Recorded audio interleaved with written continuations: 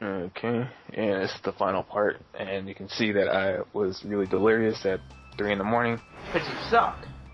No, actually, I don't really die a lot in the last warp room because I think I went to go get an energy drink. What kind of energy drink? Is it the first space station? It's the last space station level that's the really pain in the ass one, isn't it? I think it's the last one. Yeah.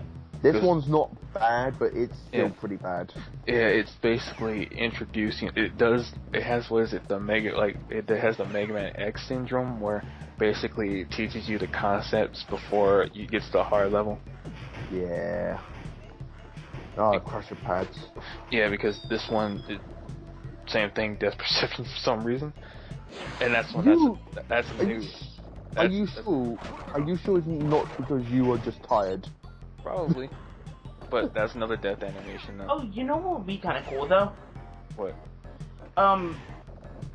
Like the PS Vita or something, they get a 3D technology as good as the 3DS.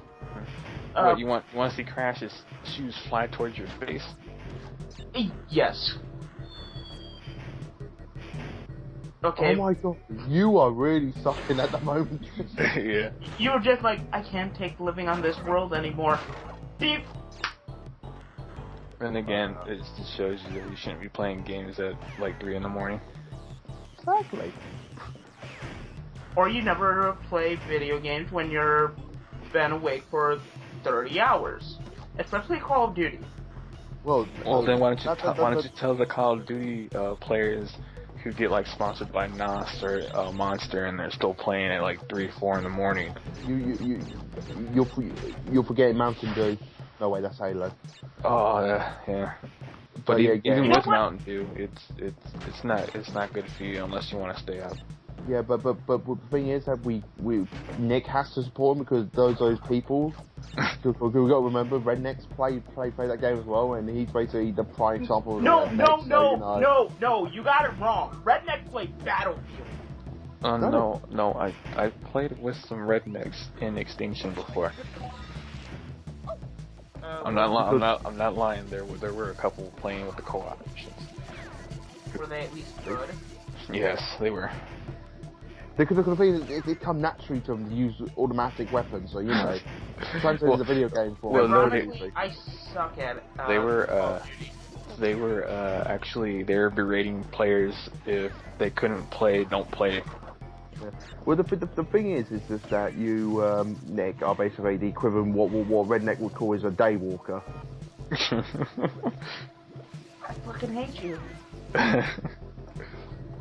Hey, the amount of time you've given me grief over stuff, I have my fucking rights. What have I given you grief over? Do you want me? I'm not going to name it, but I can name you a shitload after we're done recording. Oh, you mean that? Yes, exactly. And that's the death route. Fucking Green Dragon. If you don't know, we're talking about his magnum opus, Gate Crashers. Oh, fuck's sake. You had to be that blunt, didn't you? Yes! Don't. Yo, I gotta get my shots in now. Why? Because you're fucking calling me a redneck to the point everyone's calling me a redneck. You are a redneck! I am not a redneck! Yeah, see, and Crash kills people. I love that. That's actually quite a famous scream, isn't it? Yeah. The movie one, isn't it? Yeah, Crash kills people. You thought Crash... Well, you find out in number 3 they're actually androids. Yeah, I know, but in 2 they weren't. So Crash was killing people in 2. You thought he was shooting cuddling. Well, no, it's not a human killing animals. It's an animal killing humans. They don't care. No, that's why they're all for it. Yeah, but it's a retarded animal killing humans. I'll give you that. Is it? The same. Well, because he was retarded. Well, kind of, because he was a reject. He was supposed to be smart in the first one. Because I think was it with the other animals was it Koala Kong and Pinstripe? They actually could talk, but Crash couldn't. Yeah. The Komodo brothers and I wanted to talk as well. Yeah. Tiny was just a brute. Yeah, he was intentionally stupid because he was a brute. And then about was it oh god, who was the first boss of this game? It was Papu Papu. If you're talking about Crash 1, Crash 2 was Ripperoo. Ripperoo, he went off and got his degree at Oxford University. Yeah, that's one thing that kind of puzzles me. Is that's crazy, but he's smart. That character design model was actually the model they used in Crash Nitro Kart 2. With him with the top hat and glasses and everything. Well, here's our first jetpack level. Me trying to get used to this. I think I don't mind the jetpack. I thought the controls were a little bit stiff, but you know they were stiff and they were like kind of backwards. For the time, I guess it was natural for the time, but now it's kind of backwards because I had to take a couple seconds to figure out what made Crash go forward, back, and sideways. Yeah. So, Nick, what would you do if you had a jetpack? Nick? You don't want that. Yeah. No, I think he's plotting with Redneck Kai now to conquer the world because they're all afraid Canada's going to take over at some point. But yeah, because we can't talk. But the jetpack levels are, well, for the controls being a little archaic, they're pretty well done because they played the jetpack off in the commercials a lot. Oh yeah, they did, and also in the advertising posters as well. Even in the intro of the game, I remember where I saw it. I was like, "Oh my god, I cannot wait to." Yeah, but we only get 2 of them though. Yeah. No, well, the final boss.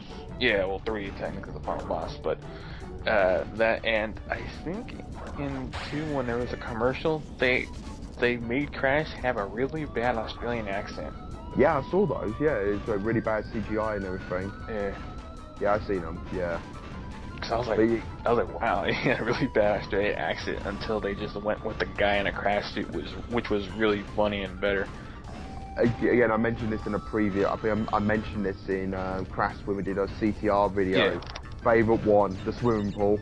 The swimming pool one? When he's trying to learn to swim. I like the one where it was either the one where they actually got him to go to Nintendo, and they actually got him to go to Nintendo USA Corporation, and the other one was him calling out a person to play Crash. Yeah. Did he end up getting arrested, or does security escort him away from the building? Security escorted him away because he wasn't doing anything. Yeah. No, in one of the commercials for Crash, I think it was Crash 2 or Crash 3. I think it was 3. Yeah, there was a guy in the Crash suit.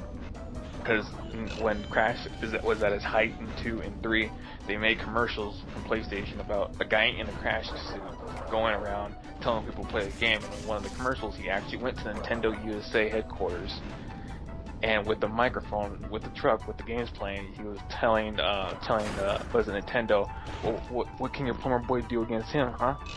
Yeah. So over 98 levels, what can you do? And then that's when the security escorted him off the premises. And it was pretty funny. Fun times. Yeah, that all happened because of the whole relationship between Nintendo and Sony. Yeah, I know that. I knew that. I know about the situation where originally the PlayStation was supposed to be an add-on for the Super Nintendo, but they went with Philips instead, and we knew how Nintendo with Philips ended up, and Sony actually made their own console, and you can thank Nintendo for that. Yay. Because originally they didn't think that the execs at Sony didn't think that doing their own console was going to be any profit until it actually came out and it actually did make profit. Yeah, and also this is the only non-space station level on this warp room. Yep, which is basically the last jungle level, which is the dead of night, and basically it's a bitch because this is the only light you're gonna get, and it's on time, the electric time. So if you can't get through a certain part within a certain time limit, you're running through the dark. Yeah. Do you think they probably did this dark level, the very last one, to give a bit of chance, but also maybe storyline-wise, they basically said that this whole game taking over the place of a day? Yeah, I think because most of the games take place within a day or two.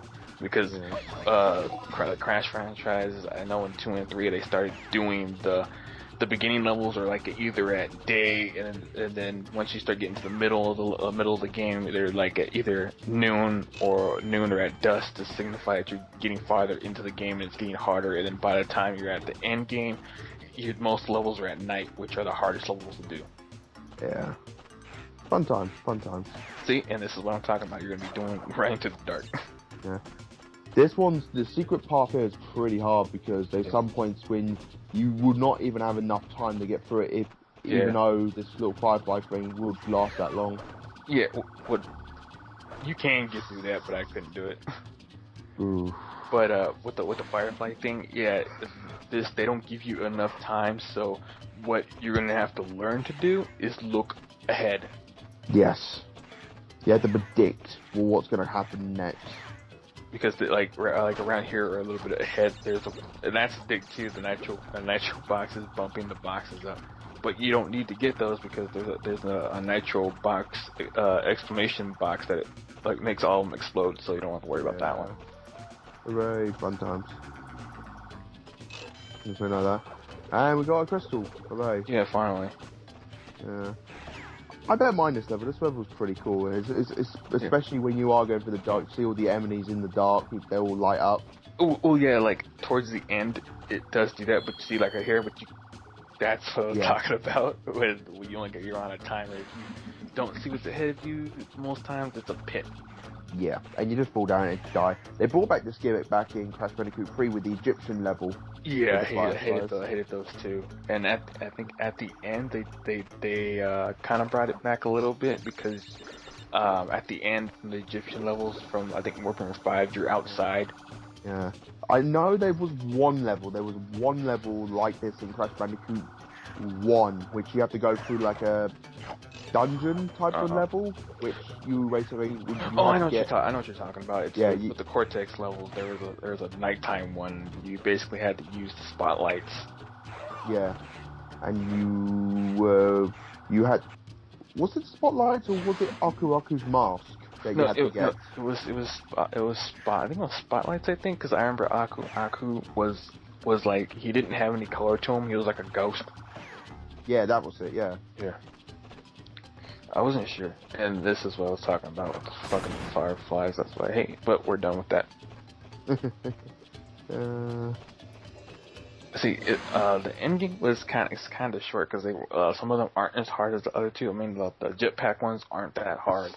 The nighttime one's kind of hard, but you just have Night Flight. Yeah, you just have to memorize basically outlook of the game. I mean, of the level, and then they have the two laboratory levels. Where one's not that hard. The second one's a little bit harder. And the boss battle is like completely, like it's kind of hard until you know what to do, and I beat it in like 2 minutes. It wasn't even that hard. Yeah, the boss in Crash Bandicoot 2 is the final boss. A bit of a joke if you know what you're doing. And here's the last jetpack level. What? Oh my god, he's alive. What was the joke? But if you didn't know, how hard was it? Yeah, but the thing is that it's on a time limit too. Oh. So you can't keep going on over and over and over. You only it's like a race. You have a time limit to defeat Cortex. If you don't defeat it in the time limit, you lose the boss battle. And you have to start all over again. Yeah. Yeah, because we will talk more about that when we get to it, but pretty bit of a joke on final boss because the first game did feel epic when you were fighting on top of the blimp. This one was such a letdown, but then the third one made up for it. That final boss fight was really cool. Yeah, it's just basically the last boss fight for 2 was kind of meh because it's really easy once you know what you're doing. Yeah.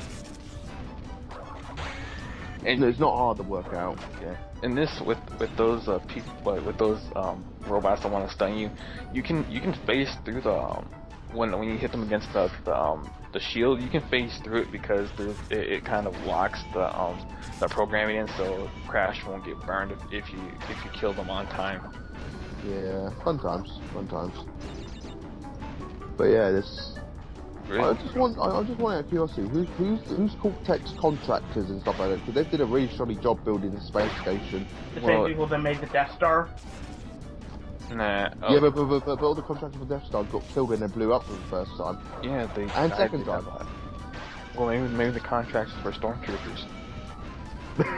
That may explain a lot. Because they can't shoot for shit. That's true. That's true. That's very, very true.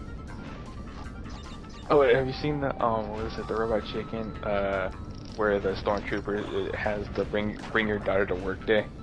Oh, that's brilliant. Did you guys see the College Humor video they did about all the contractors working on the Death Star and stuff like that? No, I just see the ones like on Family Guy where they're actually talking about it. He goes, "Who the hell's the contractor? And why is this finished already?"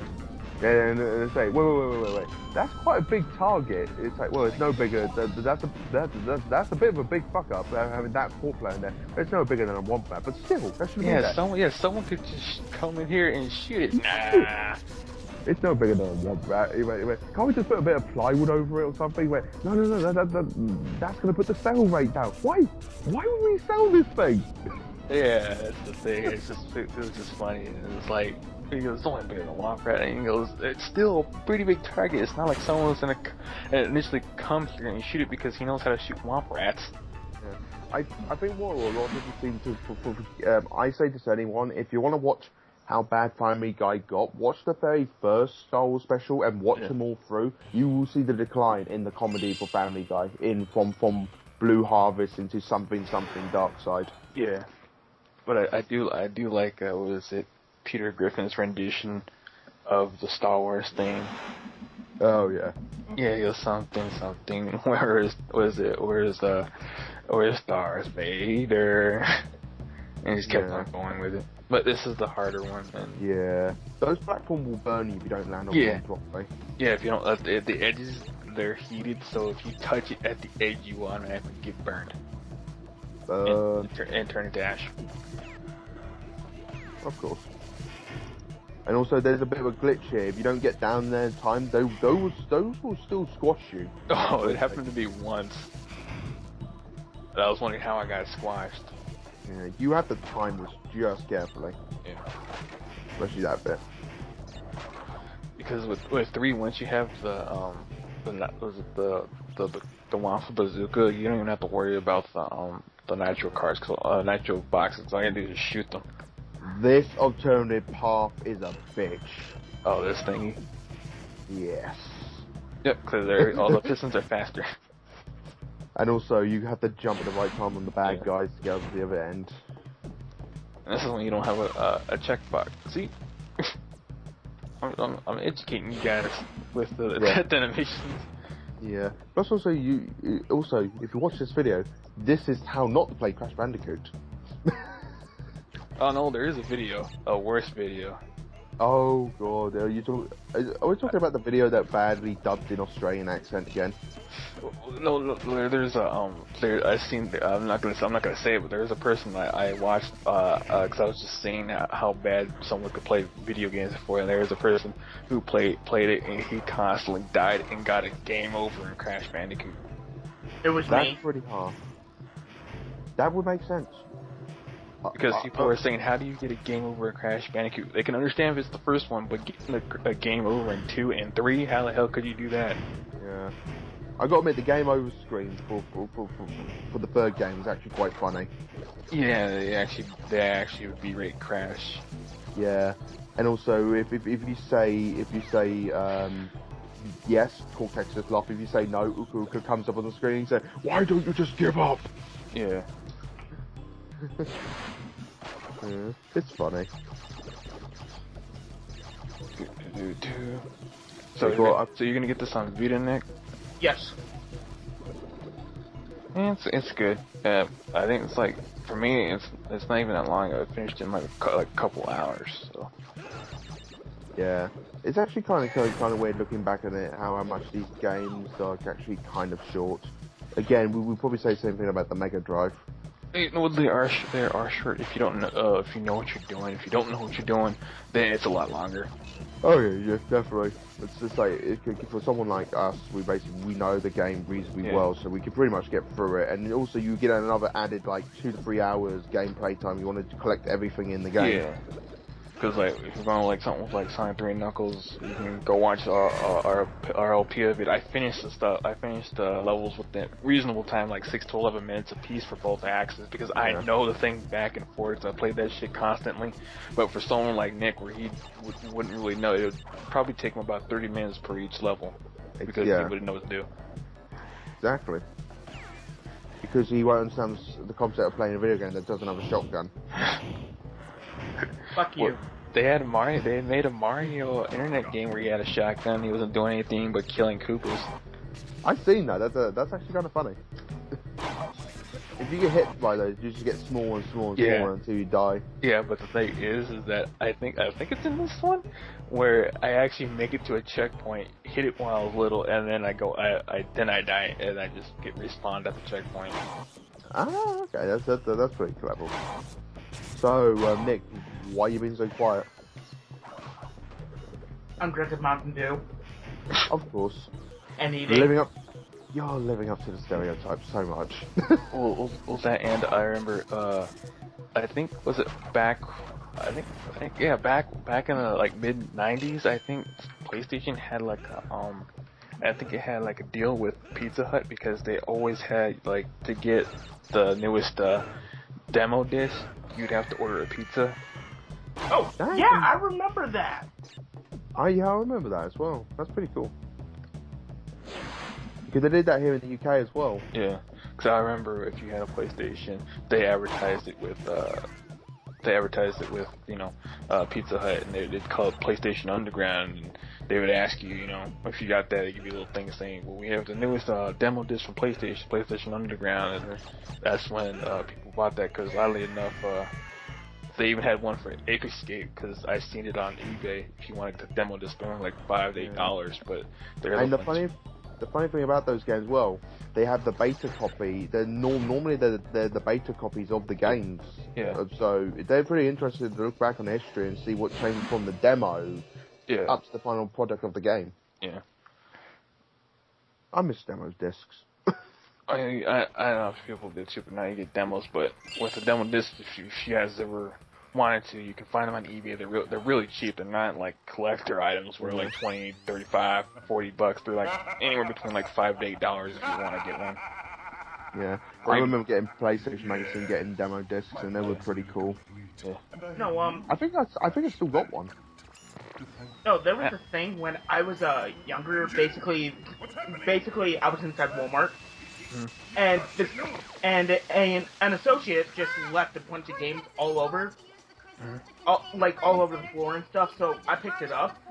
Random guy came up to me and said, "Hey, thanks for doing that. I was about to do that." And he gave me the kiosk demo disc for the PlayStation 1. Oh, he gave you the kiosk demos? Yeah. So I got like those are kind of rare, because when people do get their hands on them, they're actually incomplete copies of the game. Yep. I got Spyro the Dragon 2, one of the Tomb Raider games, Crash Bandicoot 2. What about that one completely crappy PlayStation game? It was like no, not that one. There's another one where it was a kid. And as a kid, I forgot what it was. It was a kid. He had glasses and he had a laser gun. Yes, I know what you're talking about. That was terrible, that game. Yeah, I remember I was playing the kiosk. But this is a really piss easy boss fight. You can either spin the meteorites into him, or you just speed up to him and you can just spin. See, if you know what you're doing, it's not even that long look. But yeah, those incomplete demo discs that like Nick was talking about, they're normally quite rare. I actually played some myself, because when Spyro and Crash was under the rights of Universal, I actually got family members who used to work for Universal UK. Yeah. So I got to play them. See, 40 seconds to beat this boss battle. Yeah. And this is the normal ending. Yeah. What do you suppose happened hello, to Mr. Crab. And what about the Cortex? And also, funny story, this is actually the opening screen level for Crash Bandicoot 1 they're actually sitting at. Yeah. That's dope, man. Yeah, there it is. Here's one of the endings. One you're gonna get, and then it just goes through. Just goes through with credits, but it's a fun game. You can see my you can see my my review of this game on, I think it's on the CBC website if you want to see my actual thoughts on the game. It's like a 7-minute review, and it's really good. You dirty whore! Shut up, Nick. Yeah. But yeah, it's a really good game. It's better than the first one, and the third one almost comes towards it. But if you really wanted to play this game over and over again, you'd want to get 2. Yeah, I gotta say number 3 is probably the more superior game out of 2, but I don't know. There's something about 2 that made it a lot of fun. But yeah, again, I think over time I think I prefer 3. Yeah, it's just because I remember the first time I got 2 was I think it was at a garage sale of all things, because I was at a garage sale and all I had was $10, and I saw this lady, her son was getting rid of PlayStation games, and I've seen a whole bunch of PlayStation games. I saw Crash 2, and I asked her how much it was. $5. I was like, okay, I got it, and then the next thing I know, I was playing Crash 2 like for a week straight. I'm having a serious case of deja vu right now. I'm going to say one thing. I remember the day when you used to go to Blockbusters and you pick up a PlayStation 1 game and you get it for the weekend. If it was a shit game, you would have had a shit weekend. Oh yeah, I remember that. or in SJ's case, you play it, you realize it's not Mickey Mouse, it's Sora, and you take it back the next day. Oh, that's what he did with Team Hearts. No, that's what he did with Team Hearts. He told me. Nick told me that he bought it and he thought it was supposed to be Mickey Mouse, and as soon as he saw that he wasn't Mickey Mouse, he took it back. SJ's just salty. Yeah. Well, it's because Nick, say whatever you want to say, because we got like a couple seconds left, but go. Legend of Zelda: Ocarina of Time has been canceled. Yes, my hard drive kind of fucked up, so most of the stuff that I didn't save, because I have what I'm doing now has an external hard drive, and this one uses my computer, so most of that stuff is gone, but the new stuff isn't. We're sorry. Yeah. See you in the next one.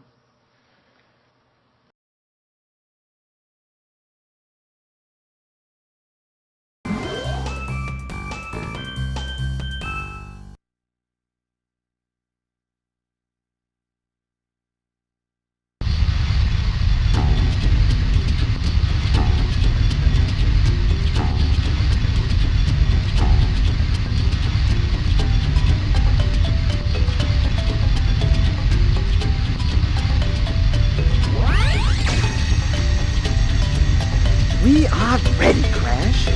Would you like to do the honors?